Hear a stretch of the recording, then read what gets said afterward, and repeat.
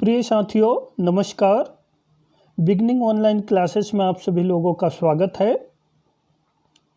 जैसा कि हम एमपीपीएससी प्रीलिम्स कम मेंस 2020 में आयोजित होने वाली परीक्षाओं पर हम ध्यान केंद्रित कर रहे हैं, तो हम यूनिट 10 कवर कर रहे हैं, जिसमें हमने काफ़ी कुछ लेक्चर पिछली क्लास में कवर कर चुके हैं। जिन पीएससी एस्पिरेंट ने नहीं देख पाए हैं तो वो बिगनिंग क्लासेस यूट्यूब में सर्च करके पूर्व लेक्चर देख सकते हैं। आज हम राष्ट्रीय मानवाधिकार आयोग पर चर्चा करने वाले हैं। मानवाधिकार का गठन कैसे हुआ, इसकी ऐतिहासिक पृष्ठभूमि क्या है, क्या कौन कौन से हमारे ह्यूमन राइट्स हैं, उनको क्या अधिकार दिए गए ह्यूमन राइट्स कमीशन को, अंतर्राष्ट्रीय स्तर पर इसकी क्या पृष्ठभूमि है, वर्तमान में इसके समक्ष में क्या क्या चुनौतियां हैं, इसका क्या महत्व है, इन सब विषयों पर हम क्या करेंगे, चर्चा करेंगे। चलिए, क्या राष्ट्रीय मानवाधिकार के बारे में यदि हम देखें तो एक वैधानिक संस्था है ये। इसकी स्थापना मानवाधिकार संरक्षण अधिनियम 1993 के तहत हुई थी। कब हुई थी? 12 अक्टूबर 1993 का। इसका मुख्यालय कहाँ पे है? नई दिल्ली में है। इसके जो प्रथम अध्यक्ष थे वो रंगनाथ मिश्र थे। वर्तमान में HL दत्तू क्या है, इसके अध्यक्ष है। यह संविधान द्वारा दिए गए मानवाधिकार जैसे जीवन का अधिकार, स्वतंत्रता का अधिकार और समानता का अधिकार आदि की रक्षा करता है और उनके प्रहरी के रूप में ये कार्य करता है। चलिए, क्या होते हैं मानवाधिकार? तो मानवाधिकार ऐसे अधिकार होते हैं जो व्यक्ति को जन्म से प्राप्त होते हैं। व्यक्ति इनके माध्यम से अपने व्यक्तित्व का विकास करता है और समाज में गरिमापूर्ण जीवन व्यतीत करता है, जैसे कि जीवन जीने का अधिकार, स्वतंत्रता का अधिकार, बाकी एवं अभिव्यक्ति की स्वतंत्रता, समानता का अधिकार, ये सब हमारे क्या है, ह्यूमन राइट्स है। मानवाधिकार अंतर्राष्ट्रीय स्तर पर हम देखें तो संयुक्त राष्ट्र संघ ने इसको अलग प्रकार से परिभाषित किया है कि जाति, लिंग, राष्ट्रीयता, भाषा, धर्म या किसी अन्य आधार पर भेदभाव किए बिना ही सभी को ये प्राप्त होते हैं। वही क्या है, मानवाधिकार है। जैसे कि हमारी जीवन और स्वतंत्रता का अधिकार, गुलामी और यातना से मुक्ति का अधिकार, अभिव्यक्ति की स्वतंत्रता, काम एवं शिक्षा का अधिकार, ये सब इसमें शामिल है। कोई भी व्यक्ति बिना किसी भेदभाव के इन अधिकारों को क्या कर सकता है, प्राप्त कर सकता है। इसमें धर्म, जाति आदि आधार पर किसी भी प्रकार से कोई भेदभाव नहीं होगा।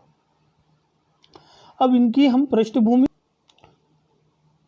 तो साथियों अब हम देखते हैं मानवाधिकार की ऐतिहासिक पृष्ठभूमि। मानवाधिकार की सार्वभौमिक घोषणा एक महत्वपूर्ण ऐतिहासिक दस्तावेज है जिसे संयुक्त राष्ट्र महासभा द्वारा कब 10 दिसंबर 1948 को पेरिस में अपनाया गया था। मानवाधिकार के इतिहास में यह बहुत महत्वपूर्ण घोषणा है क्योंकि इसके द्वारा ही पहली बार क्या किया गया था, मानवाधिकार को सुरक्षित करने का प्रयास किया गया था। हालांकि इसका बहुत पुराना ऐतिहासिक बैकग्राउंड है जो 1215 ब्रिटेन में जो मैग्ना कार्टा आया था उससे जुड़ा हुआ है। हर साल हम 10 दिसंबर को क्या मनाते हैं, अंतर्राष्ट्रीय मानवाधिकार दिवस के रूप में मनाते हैं। 1991 में पेरिस में हुई संयुक्त राष्ट्र की बैठक में सिद्धांतों का एक समूह, जिन्हें पेरिस सिद्धांतों के नाम से भी जाना जाता है, तैयार किया गया, जो आगे चलकर राष्ट्रीय मानवाधिकार संस्थाओं की स्थापना और संचालन की नींव साबित करता है। इन्हीं अधिकारों का अनुसरण करते हुए भारत में मानवाधिकारों में अधिक जवाबदेही और मजबूती लाने के उद्देश्य से मानवाधिकार संरक्षण अधिनियम 1993 बनाया गया। कब? तो भारत में कब? 1993 में, ताकि हमारे जो मानवाधिकार है इसको अधिक प्रभावी और सशक्त बनाया जा सके, किसी भी नागरिकों के मानवाधिकारों का शोषण ना हो उनके लिए। यह अधिनियम सभी राज्य सरकार को भी राज्य मानवाधिकार के गठन का क्या देता, बनाने का अधिकार देता है। मानवाधिकार परिषद क्या है? तो मानवाधिकार परिषद एक अंतर सरकारी निकाय है जिसका गठन कब हुआ था? 15 मार्च 2006 को संयुक्त राष्ट्र महासभा के प्रस्ताव द्वारा किया गया था। यह पूरी दुनिया में मानवाधिकारों के संवर्धन और संरक्षण को बढ़ावा देने के लिए उत्तरदायी है। इसी के साथ यह संस्था मानवाधिकारों के उल्लंघनों की भी क्या करता है, जांच करता है। इसके पास मानवाधिकार से जुड़े सभी महत्वपूर्ण मुद्दे और विषयों पर चर्चा करने का क्या है, अधिकार है।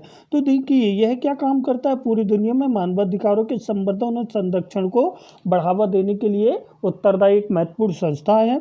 इसी के साथ यह संस्था मानवाधिकारों को उल्लंघन की भी जांच करती है।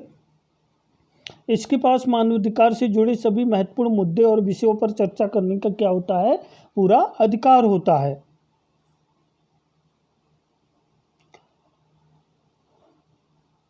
आयोग की संरचना के बारे में हम बात करें तो इसमें जो है आप देखोगे आयोग की संरचना में एक अध्यक्ष है, एक सदस्य जो भारत के उच्चतम न्यायालय का न्यायाधीश हो या रहा हो उच्चतम न्यायालय का। दूसरा एक वो सदस्य होगा जो उच्च न्यायालय का मुख्य न्यायाधीश है हो या रहा हो। दो अन्य होंगे जिनको किसका, ह्यूमन राइट्स मतलब मानवाधिकार का क्या हो, नॉलेज हो। इसके अलावा हमारा राष्ट्रीय अल्पसंख्यक, राष्ट्रीय SC और राष्ट्रीय महिला आयोग के अध्यक्ष भी इसके क्या होते हैं, स्वतः ही मेंबर हो जाते हैं। आगे हम चर्चा करेंगे कि इसमें और क्या चेंजेस किया गया है जो संशोधन एक्ट आया है। चलिए अब हम देखते हैं कि ये जो राष्ट्रीय मानवाधिकार आयोग के अध्यक्ष और सदस्य हैं, इनकी जो नियुक्ति होती है ये किसके द्वारा होती है, ये राष्ट्रपति द्वारा होती है। लेकिन राष्ट्रपति क्या किसी भी व्यक्ति को मानवाधिकार आयोग का अध्यक्ष या सदस्य नियुक्त कर सकता है, तो नहीं। इसके लिए क्या होती है, एक चयन समिति होती है। इस चयन समिति में हमारा क्या होगा, प्रधानमंत्री अध्यक्ष होगा। और कौन कौन से लोग इसमें शामिल होंगे, प्रधानमंत्री अध्यक्ष होगा, होम मिनिस्टर होगा, हमारा होम मिनिस्ट्री होगी, फिर हमारा लोकसभा स्पीकर होगा, फिर आप देख रहे होंगे लोकसभा में विपक्ष का नेता होगा, फिर राज्यसभा में भी क्या होगा, विपक्ष का नेता होगा, राज्यसभा का सभापति भी होगा। तो इसमें देखिए प्रधानमंत्री हो गए, होम मिनिस्टर हो गए, लोकसभा स्पीकर, राज्यसभा का कौन होगा, उपसभापति जो डेप्यूटी स्पीकर है, और इसके अलावा लोकसभा का विपक्ष का नेता भी और राज्यसभा का विपक्ष का नेता भी, दोनों के विपक्ष के नेता। तो इस तरीके से ये 6 लोगों की एक टीम होती है, चयन समिति होती है। लेकिन चयन से पूर्व क्या काम किया जाता है, संबंधित हाई कोर्ट या सुप्रीम कोर्ट के मुख्य न्यायाधीश से सलाह व परामर्श लिया जाता है। मानवाधिकार संशोधन विधेयक क्या हुआ है, तो आपको पता होगा कि राष्ट्रीय मानवाधिकार संशोधन विधेयक 2019 प्रस्तुत किया गया है।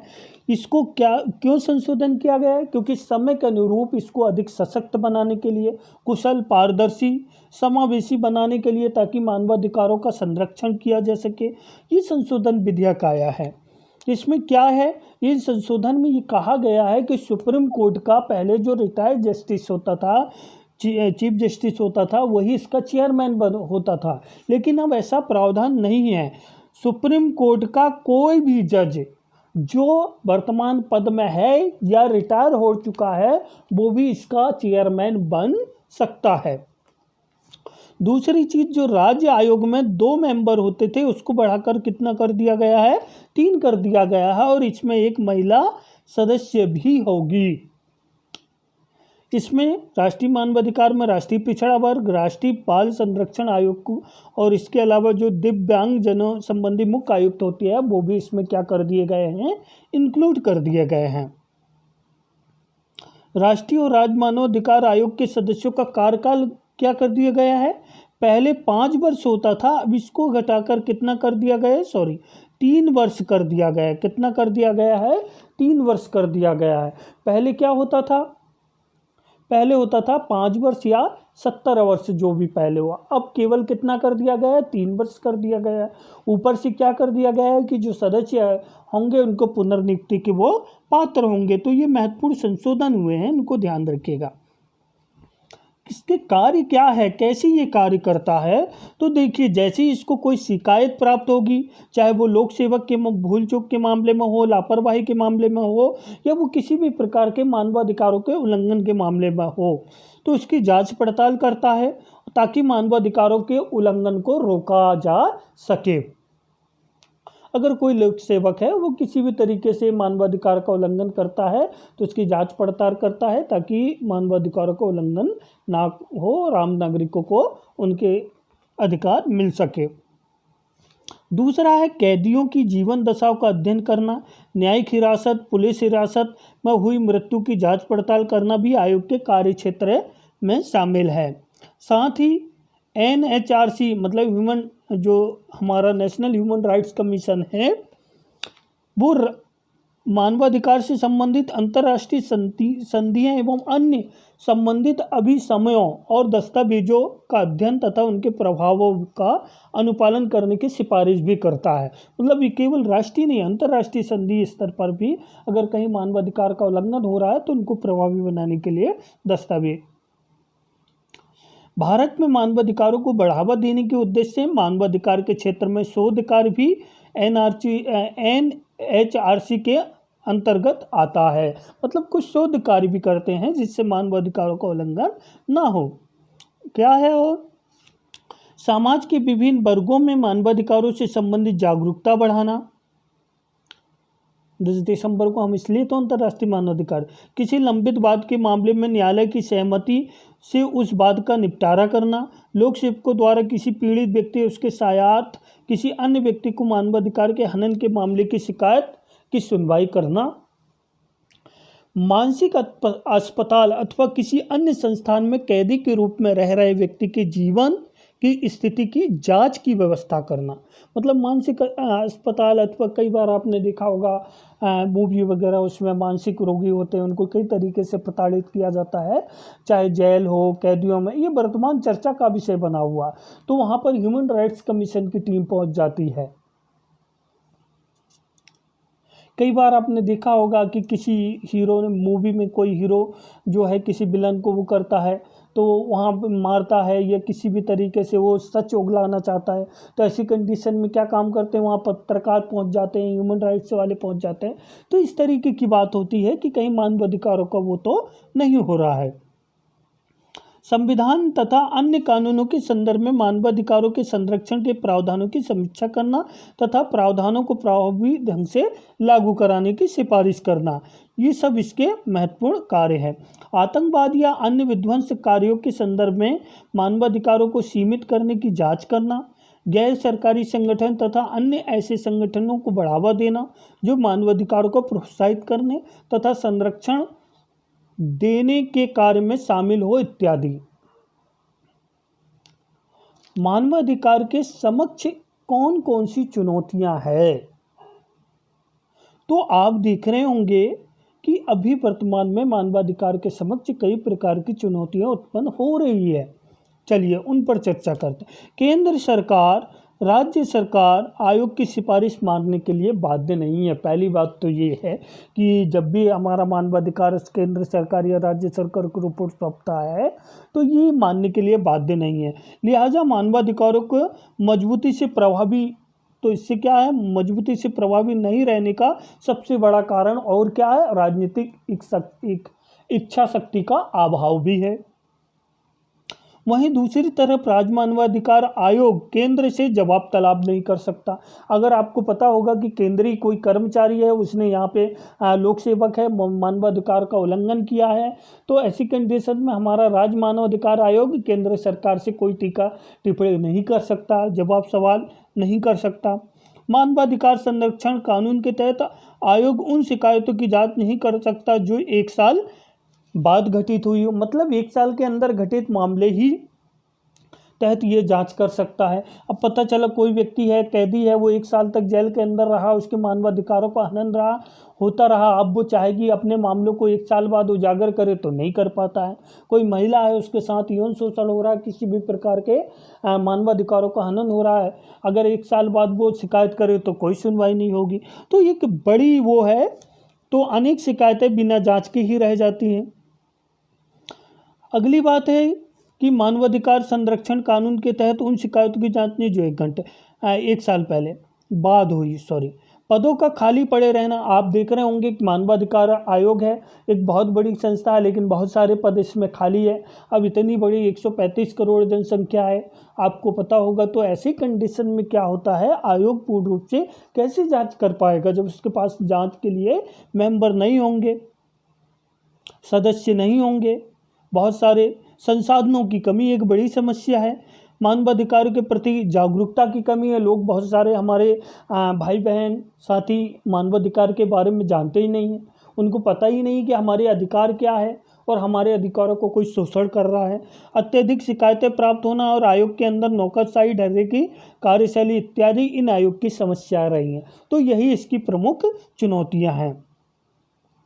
आगे हम देखते हैं कि निष्कर्ष। मानवाधिकार व्यक्तियों को दिए गए मूल अधिकार हैं जो लगभग हर जगह समान है। प्रत्येक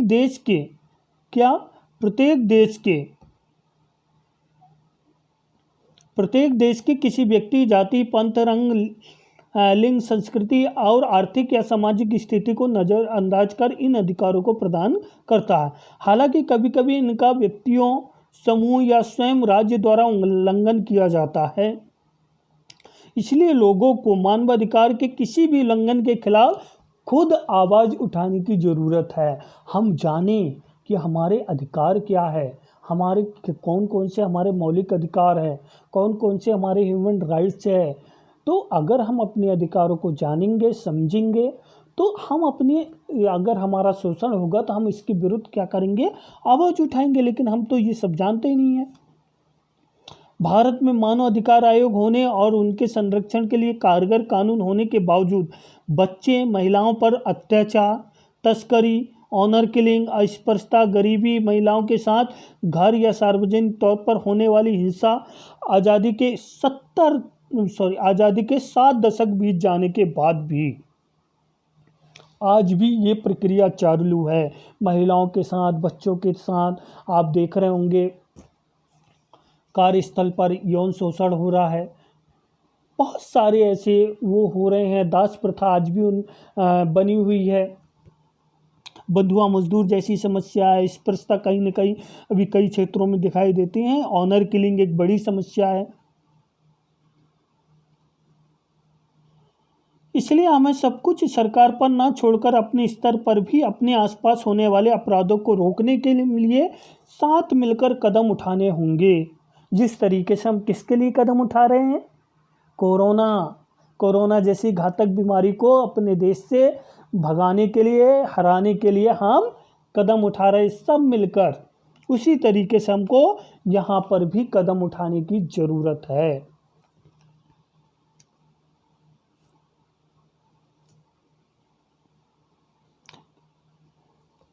अगर हम सब कुछ सरकार के ऊपर छोड़ देंगे तो फिर क्या होगा। हमें अपने अधिकारों का सही इस्तेमाल करना है तो यह तभी संभव होगा जब एक सभ्य समाज के नागरिक होने के नाते हम एक दूसरे के दुख दर्द को समझे और एक दूसरे के अधिकारों को बना रहने दें। इस दिवस की सार्थकता तभी होगी जब हम एक दूसरे के प्रति सद्भाव को अपनाते हुए मानवाधिकार की रक्षा के लिए समर्पित रहें। तो प्रिय साथियों, एक बहुत इम्पोर्टेंट टॉपिक था। पहले हमारे प्रीलिम्स के सिलेबस में था, लेकिन ये एक्ट के रूप में था, अब सामान्य आयोग के रूप में है। इसलिए हमको यहाँ तक पढ़ना उचित होगा और काफ़ी अच्छे क्वेश्चन मैंने यहाँ पे कवर अप किया हूँ। तो ये देख लीजिए आप इस सभी प्रश्न को, ये प्री में भी काम आएंगे, मेंस में भी काम आएंगे।